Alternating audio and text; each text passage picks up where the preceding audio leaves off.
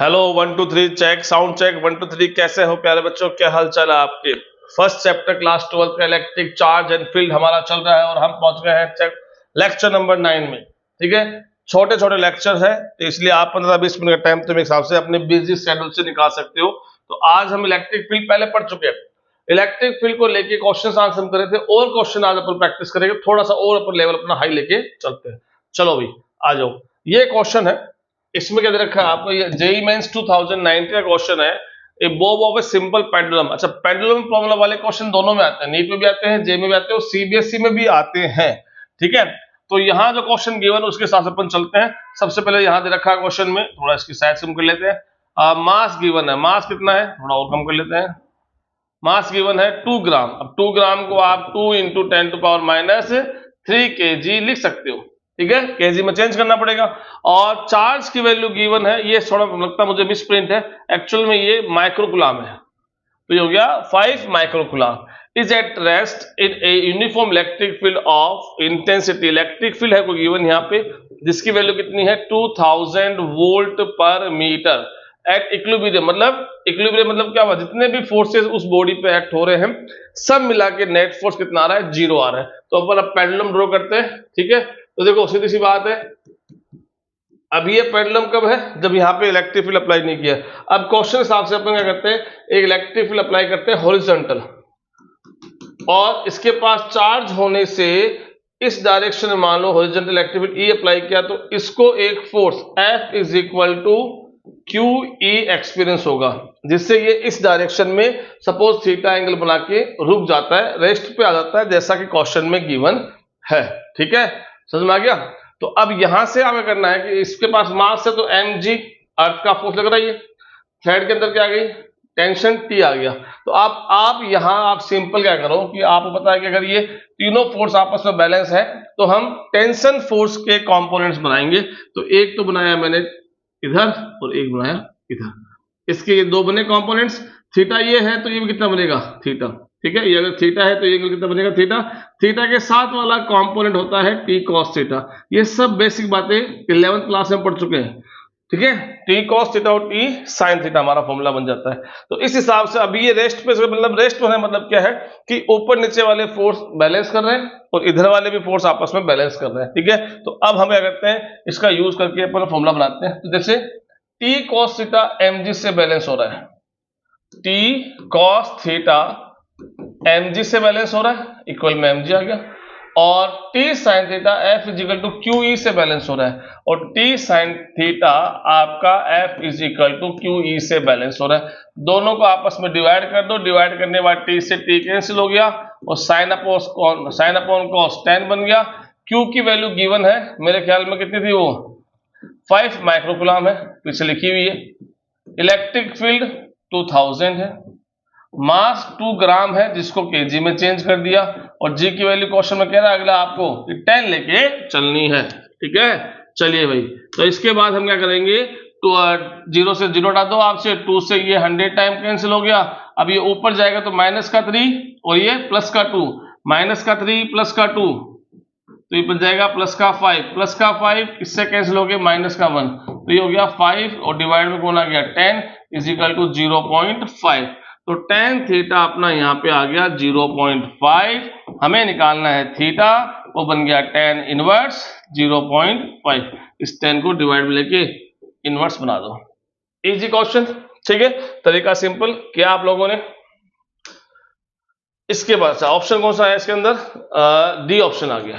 ठीक है, अगले क्वेश्चन पे आते हैं। The bob of the same mass carrying equal charges are hang from the fixed support of the length L। अच्छा, ऐसे दोबारा से वही है, ये आपका सीलिंग हो गई है और इससे हमने दो चार्ज बॉल आपस में लगाई है, दोनों आइडेंटिकल है, दोनों के पास चार्ज Q है और दोनों के बीच में सेपरेशन कह रहा है X आ गया है, और ये इक्विलिब्रियम में आ गए। मतलब इक्विलिब्रियम मतलब क्या हुआ कि इन पे लगने वाला हर एक फोर्स आपस में बैलेंस हो रहा है और नेट फोर्स इस पे 0 बन रहा है। ठीक है, ये मिड लाइन लेते हैं यहां से। अच्छा, तो अब वही हमारा सिस्टम दोबारा से, तो इसको आप क्या मान लो थीटा मान लो, ये डिस्टेंस टोटल x है तो ये कितनी हो गई x/2 डिस्टेंस हो गई। अब यहाँ पे एक तो फोर्स दोबारा वही सेम मेथड mg लगेगा। अच्छा, इस बार ये दोनों आपस में रिपेल कर रहे हैं, तो दो चार्जेस के बीच में इलेक्ट्रिक फील्ड नहीं है, दो चार्जेस के बीच में कूलम्ब फोर्स एक्ट हो रहा है, तो ये दोनों सेम चार्ज होने से एक दूसरे रिपेल कर रहा है, तो ये वाला चार्ज इसको उस डायरेक्शन में फोर्स लगा रहा है, और वो फोर्स कौन सा होगा, इस बार कूलम्ब फोर्स वाला। के Q1 Q2 दोनों का सेम चार्ज है, स्क्वायर आ गया, और डिस्टेंस कितनी है, x स्क्वायर आ गया। ठीक है, टेंशन फोर्स T आपका जैसा का है वैसा का वैसा रहेगा। ठीक है, और अब दोबारा वो स्टेप करना है tan थीटा वाला। अच्छा, tan थीटा छोड़ो, इसके अंदर अब क्या करते हैं, हमें क्या निकालना है, x का रिलेशन निकालना है। तो क्या करेंगे, ऐसे करो, वो t को आप इसको कर दो आप t, ये बन जाएगा t साइन थीटा, और ये वाला बन जाएगा टी कॉस, क्योंकि ये थीटा है तो ये थीटा बनेगा, और ये टी कॉस थीटा बन जाएगा। ठीक है, तो यहां से आप ये करने के बाद में आप ये लिख सकते हो। तो देखो, मुझे एक्स का और एल का रिलेशन बताना है। एल क्या है, थ्रेड की लेंथ, इनका रिलेशन इस क्वेश्चन के हिसाब से बताना है। तो मैं ये कर लेता हूं कि थीटा के सामने वाला परपेंडिकुलर, और ये हो गया हाइपोटेन्यूस, तो मैं टी साइन थीटा वाली जो इक्वेशन है, टी साइन थीटा किससे बैलेंस हो रहा है, कि Q square divide by x square से बैलेंस हो रहा है। तो यहां से एक्स स्क्वायर कितना बन गया, के क्यू स्क्वायर डिवाइड बाई, इसको डिवाइड लेके आओगे तो ये हो जाएगा टी साइन थीटा। ठीक है, अब x square is equal to k, क्योंकि हमें एल के साथ रिलेशन दिखाना है, तो बाकी अपने आप कांस्टेंट हो गए, एल निकालना है। साइन थीटा आप इस ट्राइंगल से निकालो, साइन थीटा क्या होगा, थीटा के सामने वाला परपेंडिकुलर, और ये क्या बन गया, हाइपोटेन्यूस। परपेंडिकुलर हो गया x/2 डिवाइड बाय हाइपोटेन्यूस कितना हो गया, l हो गया, तो x/2l हो गया। तो साइन थीटा की वैल्यू x/2l कर दी, तो ये 2l चला गया ऊपर। अब यहां से आप देख रहे हो ये एक्स स्क्वायर है, यहां से आप देख रहे हो कि x उधर भेज दो, तो मैंने यहां करता हूं छोटा सा बॉक्स बना के। ठीक है, यहां मैंने एक्स स्क्वायर ऊपर भेज दिया, x³ बन गया। अब इसके अलावा आप देखोगे तो k कांस्टेंट है, चार्जेस की वैल्यू कांस्टेंट है, 2 ऑलरेडी नंबर एक, ठीक है, और डिवाइड में T टेंशन फोर्स वो भी कांस्टेंट है, क्या बच गया, L बच गया। तो यहां से x³ प्रोपोर्शनल क्या हो गया, L हो गया। हमें x का रिलेशन निकालना है, तो आप उधर भेज दो, तो यहां से क्यूब हटाएंगे तो वहां पे पावर क्या आएगी, 1/3। ठीक है, यहां हटेगा क्यूब तो वहां कितना आएगा, 1/3। बेसिक मैथमेटिक्स पढ़ी अपन ने, तो ऑप्शन नंबर क्या जाएगा, डी करेक्ट आ जाएगा। चलिए भी आगे वाले क्वेश्चन पढ़ते हैं। ये कह रहा है, two identical charge pair of suspended by the string of the equal mass equal length, the string makes angle 37 with the each other when suspended in liquid। अच्छा, लिक्विड वाला क्वेश्चन आ गया, डेंसिटी 0.7। देखो सीधी सी बात है, अभी वो पेंडुलम वाला basic अपना हर बार रहेगा। ठीक है, तो इसमें वही अपने एक बॉल ले लीजिए। ठीक है, टू आइडेंटिकल स्पेयर्स है, तो एक बॉल यहाँ आ गई, एक बॉल आपकी यहाँ आ गई। ठीक है, इस पे आप वही टेंशन फोर्स T हो गया, और एक mg फोर्स हो गया, क्योंकि दोनों सस्पेंडेड है, मास ठीक है, और ये आपका फोर्स लग गया, ये फोर्स लग रहा है F। ठीक है, दो चार्जेस के बीच में, चार्जेस इक्वल दे रखा है, आइडेंटिकल चार्ज स्क्वायर है तो इक्वल चार्ज होंगे। ठीक है, अभी अपन दोबारा वही हर चीज बार अप्लाई करें, तो अपन यहाँ पे एंगल इनके बीच में कुछ थीटा होगा, तो देखो अभी इनके बीच में एंगल को थीटा मानते हैं अपन, टेन थीटा। टेन थीटा की वैल्यू, ये थीटा ले लीजिए, ये थीटा, तो टेन थीटा की वैल्यू अगर आप निकालते हो तो वही अभी मैंने पीछे वाले क्वेश्चन में किया था, क्या आता है, फोर्स अपॉन mg आता है। कितना आता है, फोर्स अपॉन mg आता है। ये हमारा पहला केस हो गया। अब ये कह रहा है कि इसी सिस्टम को सपोज इसी सिस्टम को एक लिक्विड में डाल दे, थोड़ा बड़ा कर लेता हूं उधर, एक मिनट। इसी सिस्टम को मैंने क्या किया, एक लिक्विड में डाल दिया जिसकी दोनों बातें गिवन है। अच्छा, यहाँ अब डेंसिटी का खेल आने वाला है, तो आप इन बॉल्स की डेंसिटी इन बॉल की डेंसिटी आप सिग्मा मान लो, और अभी जिस लिक्विड में मैं इनको लेके आ रहा हूं उसकी डेंसिटी क्या मान लो, रो मान लो। और इस लिक्विड का खुद का क्या है, एक डाइलेक्ट्रिक कांस्टेंट है जिसकी वैल्यू हमें निकालनी है, वो क्या मान लो, के मान लो। ठीक है, डेंसिटी गिवन होगी इसके अंदर, मेरे ख्याल में क्वेश्चन के अंदर डेंसिटी गिवन है लिक्विड की, तो 0.7, लिक्विड की 0.7 कुछ ग्राम सेंटीमीटर क्यूब है, वो ग्राम सेंटीमीटर क्यूब है वही, ठीक है, ये थोड़ा यहाँ पे क्यूब है ये। और जो आपका स्पेयर है, एक मिनट थोड़ा सा इधर ले रहा हूँ, हाँ ये ठीक है, हाँ, और जो आपका स्पेयर है यानी सिग्मा, सिग्मा की दे रखी value the material of the spare is 1.4। ये क्वेश्चन में हमारे पास गिवन है, ये क्यूब है, ठीक है। तो एक तो इक्वेशन नंबर 1 आ गई। अब ये कह रहा है कि हमने उसी पूरे सिस्टम को एक दूसरे लिक्विड में हमने डिप किया, ये लिक्विड मान लीजिए यहाँ पे, ठीक है, और यहाँ पे वो आपकी 2 बॉल दोबारा गई, बॉल वापस वही है, और क्वेश्चन के हिसाब से वो कह रहे हैं कि इनका सेपरेशन यानी एंगल दोबारा वही रहेगा, तो हमारा एंगल वापस से वही रहेगा, ठीक है। लेकिन इस बार क्या है कि mg फोर्स तो है, पर आप सबने पढ़ा है फ्लूइड मैकेनिक्स में, अब इन पे लिक्विड का अपथ्रस्ट फोर्स लगता है, तो ऊपर तरफ क्या लगेगा, एक अपथ्रस्ट फोर्स लगेगा, एक टेंशन फोर्स T है ही आपकी, और ये आपका अभी कूलम्ब फोर्स, दोनों के बीच के चार्ज का रिपल्सन फोर्स वो F आपका है। तो यहां पे अगर अपन बात करें कि अब ये जो नेट फोर्स है इसका अपथ्रस्ट फोर्स और ग्रेविटेशनल फोर्स, उसका हम निकालें तो वो कितना बनेगा, mg में से इसका अपथ्रस्ट फोर्स माइनस करोगे। अब हमने आर्किमिडीज प्रिंसिपल पढ़ा है कि किसी भी बॉडी पे अपथ्रस्ट फोर्स लगता है वो किसके बराबर होता है, जितना लिक्विड डिस्प्लेस हुआ है, जितना लिक्विड डिस्प्लेस हुआ है। अब लिक्विड उसका वेट, तो किसी भी चीज का वेट का फॉर्मूला क्या होता है, mg, ठीक है। और यहाँ डेंसिटी का खेल है, तो हम मास को डेंसिटी में चेंज करेंगे। सबको पता है डेंसिटी क्या होती है, मास अपॉन वॉल्यूम होता है, तो वहां से मास क्या बन जाएगा, डेंसिटी इनटू वॉल्यूम। तो मैंने इसका जो लिक्विड डिस्प्लेस हुआ है उसकी डेंसिटी रो है, वॉल्यूम v ले लिया और g ले लिया, ठीक है। तो ये हो गया अपथ्रस्ट फोर्स, ठीक है, इसकी वैल्यू क्या आ गई, रो v g होगी। और ये कौन सा है, ये उस स्पेयर पे लगने वाला ग्रेविटेशनल फोर्स, वो किस पे डिपेंड करेगा, वो उस स्पेयर के मास पे डिपेंड करेंगे, और उसका मास किस पे डिपेंड करेगा, उस स्पेयर की डेंसिटी पे डिपेंड करेगा। तो ये जो फॉर्मूला बना वैसे ये बनेगा, पर यहां डेंसिटी क्या है इसकी, सिग्मा है, क्या है, सिग्मा, सिग्मा वॉल्यूम सेम आएगा, तो जितना वॉल्यूम ये अंदर गया है उतना वॉल्यूम पानी बाहर निकलेगा, तो वॉल्यूम v आ गया और g की वैल्यू सेम हो गई। तो अब जो आपको वेट फील हो रहा है, यानी इसका हम वेक्टर सम निकालते हैं, वो आएगा mg माइनस अपथ्रस्ट, तो mg कितना हो गया, सिग्मा vg, और माइनस अपथ्रस्ट कितना हो गया, g रो vg। तो यहाँ पे vg आपने कॉमन ले लिया, rho minus sorry sigma minus rho, ये आ गया आपका नेट डाउनवर्ड फोर्स, ठीक है, नेट डाउनवर्ड फोर्स। क्वेश्चन में कह रहा है कि एंगल आपका अभी भी सेम बना है, तो यानी tan थीटा हमारा जो पहले आया था वो ही एंगल हमारा अब आने वाला। अच्छा, डायइलेक्ट्रिक कांस्टेंट वैल्यू निकालनी है, तो अब ये फोर्स क्या होगा, तो मीडियम चेंज हो गया तो फोर्स की वैल्यू भी क्या होगी, चेंज होगी।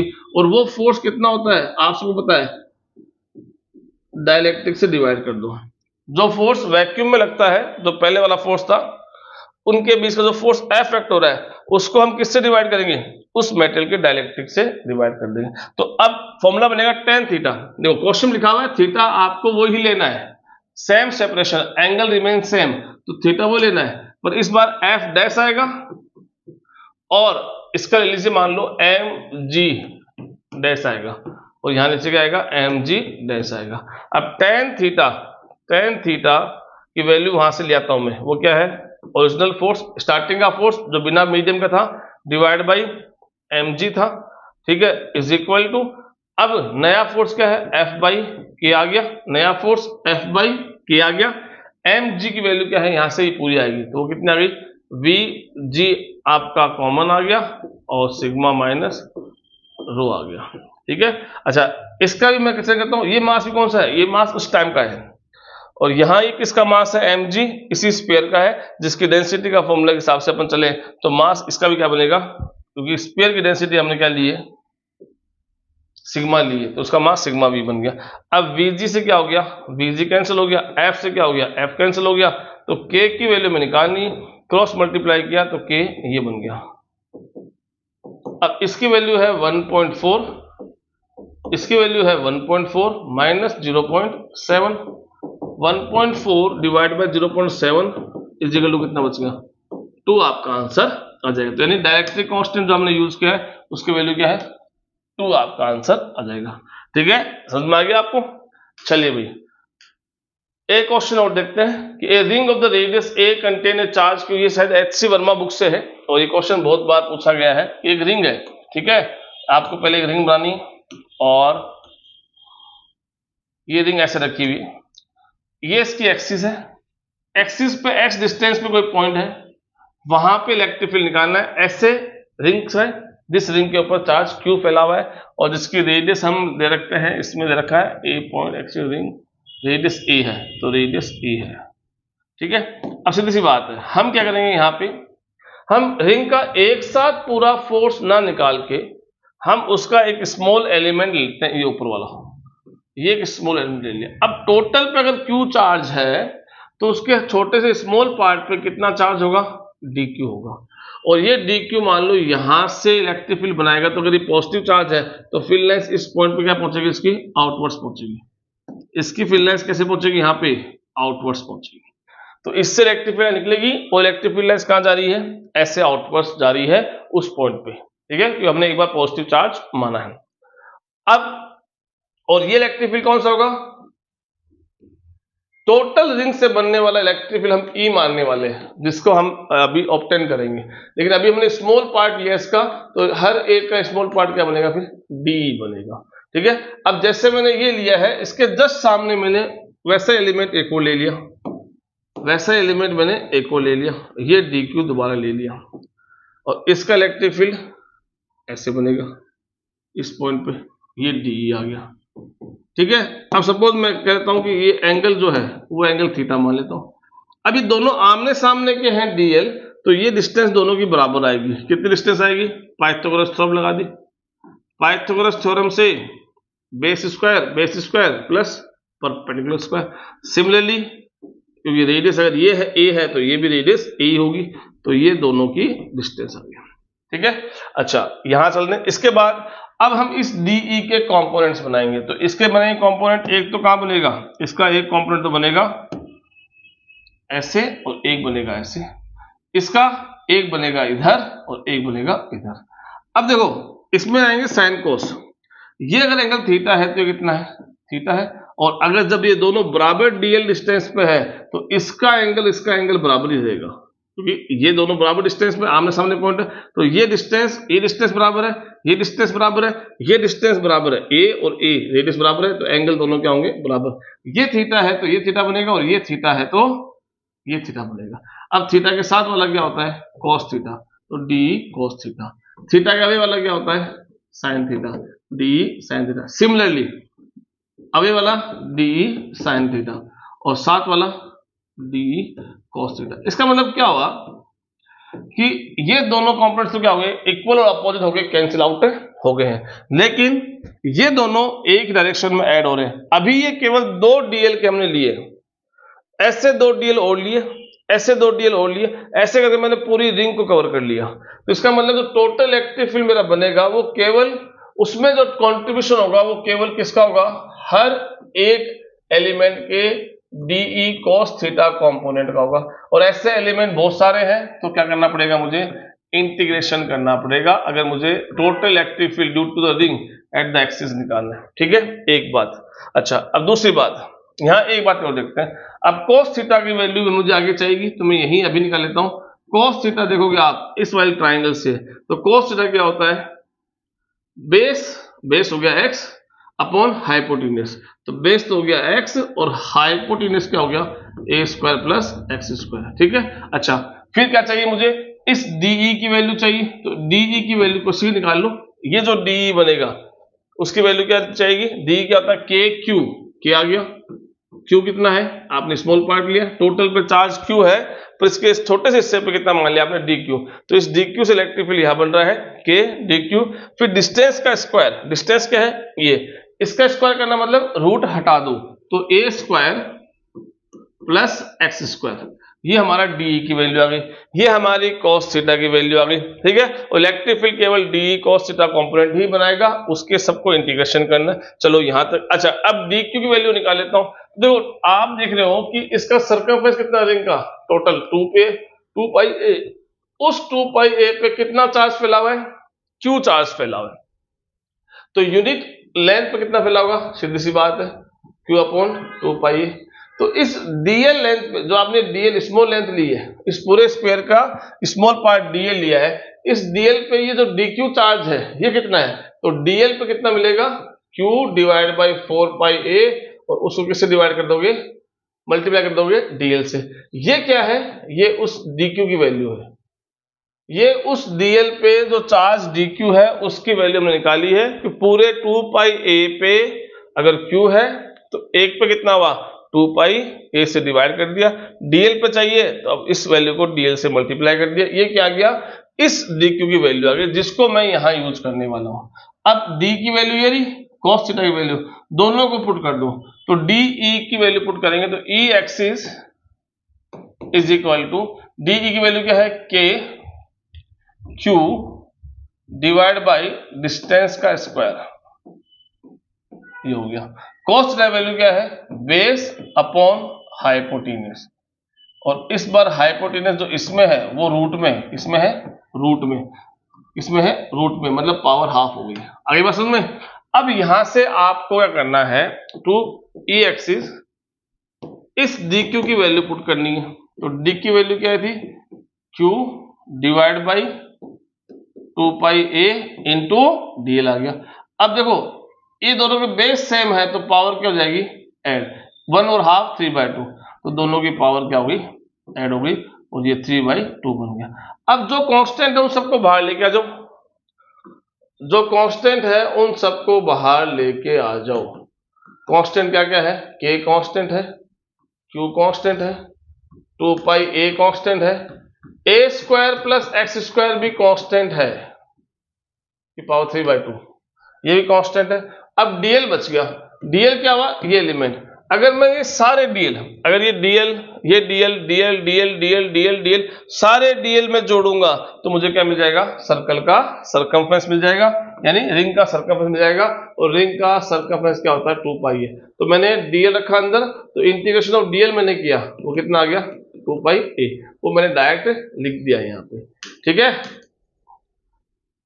अब इसके अंदर कुछ नहीं करना, 2πa से 2πa आपका कैंसिल हो गया, और अपना एक्सिस पे फॉर्मूला बन के आ गया कि Q अपॉन, अच्छा एक चीज रह गई, एक चीज x रह गया है ना, ये x होता है यहाँ पे, तो ये x यहाँ चलेगा साथ साथ में, तो x रह गया divide by a square plus x square की पावर 3/2, ये हमारा फाइनल एक्सप्रेशन आ गया इलेक्ट्रिक फील्ड का, ठीक है। आगे समझ में, चलिए एक क्वेश्चन और कर लेते हैं, लास्ट टाइम, ठीक है। ऐसे क्वेश्चन भी जेईएमएस में भी आते हैं, नीट में भी आते हैं, और सीबीएसई में भी आते हैं। तो अगर क्वेश्चन आप चलते हैं अपन, तो जो यहां दे रखा है, ये एक तो जे कैप है शायद, ये मिस प्रिंट है, ये जे कैप कर लेना, ये एक्स है, ये रेफरेंस, ये एक्स है और ये वाई है। चलिए भाई अब शुरू करते हैं कि a stream of positive charge particle having q upon m this and velocity this is deflected by the electric field. The electric field exists in the region 10 cm below x। तो देखो भाई ये मान लो x एक्सिस है और electric field बना हुआ 1.8 j cap, j direction बना पड़ा है, तो ये एक्चुअली इलेक्ट्रिक फील्ड आपका इधर बना पड़ा है। इलेक्ट्रिक फील्ड कब बनेगा, जब ऊपर माइनस होगा और इधर से मान लो क्या होगा, प्लस होगा, तो एक इलेक्ट्रिक फील्ड ऐसे बना पड़ा है इधर, और वो है आपका 1.8 J के, ठीक है, वोल्ट पर मीटर। एक पार्टिकल एंटर करता है, क्योंकि इस पार्टिकल की वेलोसिटी किधर है, केवल I कैप में, यानी x के अलोंग ही है, तो इसकी velocity v0 is equal to 3 × 10⁷ I cap metre per second है, ठीक है। चलिए भाई, और ये कितना डिस्टेंस है टोटल, यहां से यहां 10 सेंटीमीटर डिस्टेंस आपकी है, ठीक है भाई। चलिए इसके बाद चलते हैं कि अब आपसे पूछा क्या है, चार्ज अपॉन मास का रेशियो गिवन है, Q अपॉन m गिवन है, that is 2 × 10⁻11 coulomb per kg given है, ये भी गिवन है। अब आपसे पूछा है due to electric field the deflection, देखो अब सीधी सी बात है, पॉजिटिव चार्ज जैसे एंटर करेंगे तो ये इलेक्ट्रिक फील्ड क्या करेगा, देखो जब भी क्या होता है, कोई भी फोर्स, इलेक्ट्रिक फील्ड का जो फोर्स बनेगा F = QE, इस इलेक्ट्रिक फील्ड के कारण जो F = QE फोर्स बनेगा, वो फोर्स कहां बनेगा, हमेशा परपेंडिकुलर बनेगा, यानी +2 - बनेगा।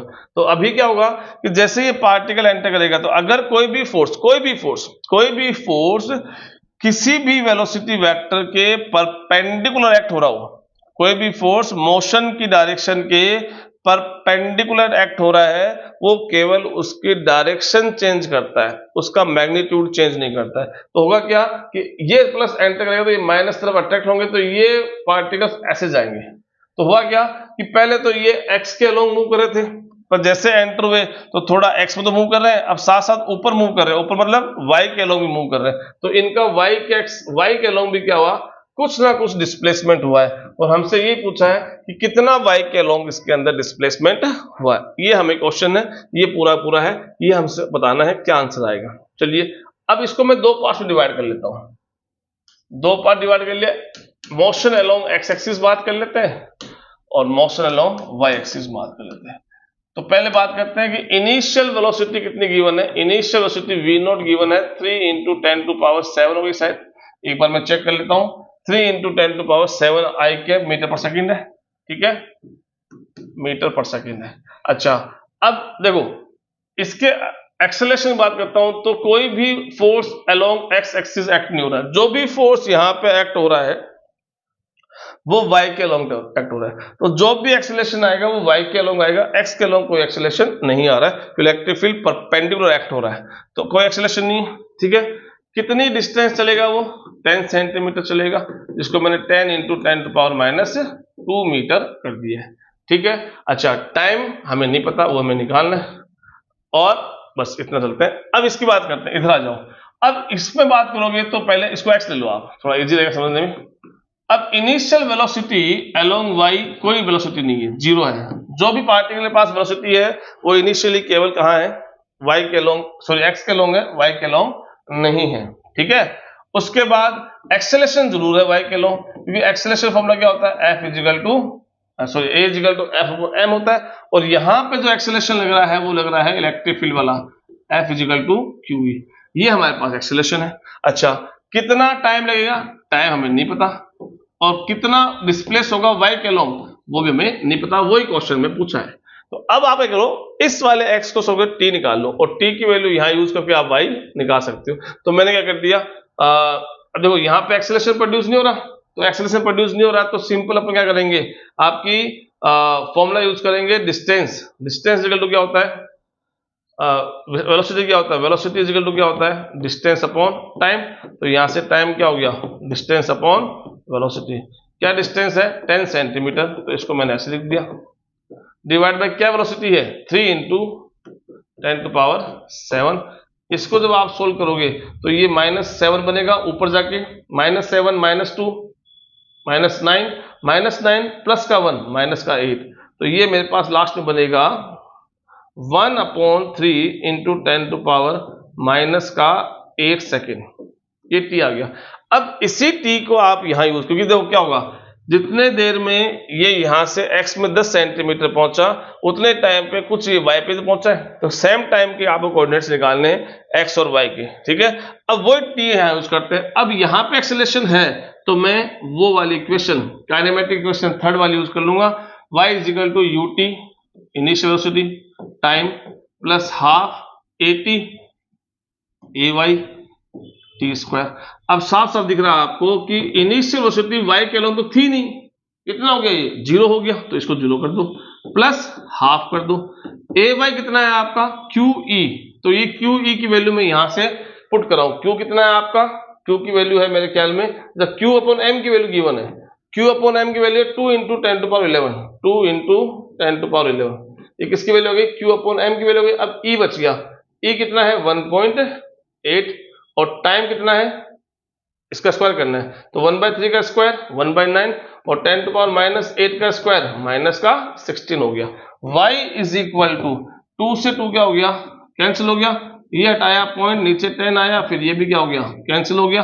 इसको आप जब सोल्व करोगे तो ये तो 2 बच गया।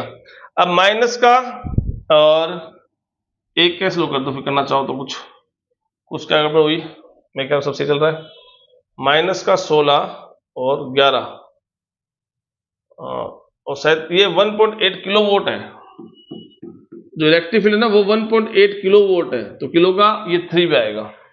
तो अब हो गया ये 14, एक कम कर दो, एक 10 से कम कर दो, 10⁻² बच गया। अब ये हो गया 16 माइनस 11 -5 और प्लस का 2 माइनस का 3, तो 2 इंटू 10⁻³ हो गया, यानी 2 मिलीमीटर आपका आंसर आ जाएगा। तो यहां से आपका आंसर क्या आ गया, 2 मिलीमीटर आंसर आ जाएगा। ठीक है, ये किलोवोट है, तो ध्यान रखना यहाँ इलेक्ट्रिक फील्ड जो रखा है वो किलोवोट में है, जे कैप में। ठीक है, तो इतने क्वेश्चन मेरे ख्याल में अपन प्रैक्टिस कर लें। अगली क्लास में अपन अगले टॉपिक के साथ मिलते हैं। Thank you so much.